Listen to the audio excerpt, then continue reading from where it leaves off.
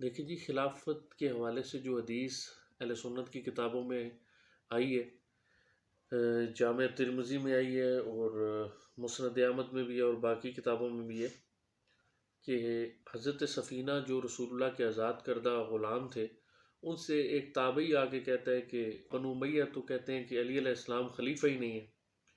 ان کو شدید غصہ آتا ہے اور وہ کہتے ہیں کہ یہ جھوٹ ان کی پیٹھ سے نکلا ہے اور ان کی تو اپنی حکومت ایک شریر ترین بادشاہت ہے۔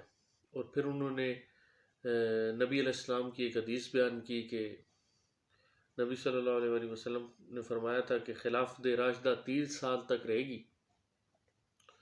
نبی صلی اللہ علیہ وسلم نے فرمایا تھا کہ خلافت راشدہ 30 سال تک رہے گی، پھر کاٹ کھانے والی ملوکیت آ جائے گی۔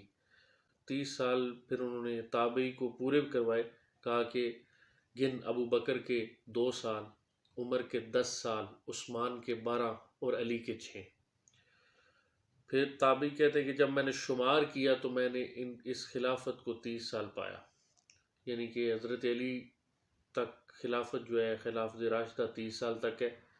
یہ حدیث سفینہ سے کلیئر ہو جاتا ہے۔ اس کے بعد جو بھی آئی ہے اس کو حضرت سفینہ نے کہا ہے کہ یہ رسول اللہ نے فرمایا تھا شریر ترین بادشاہت ہے اور ملوکیت ہے۔ تو یہ پھر ہمیں حدیثوں کی کتابوں سے اور تاریخ سے ملتا ہے کہ اس دور ملوکیت میں کیا کیا ہوا ہے۔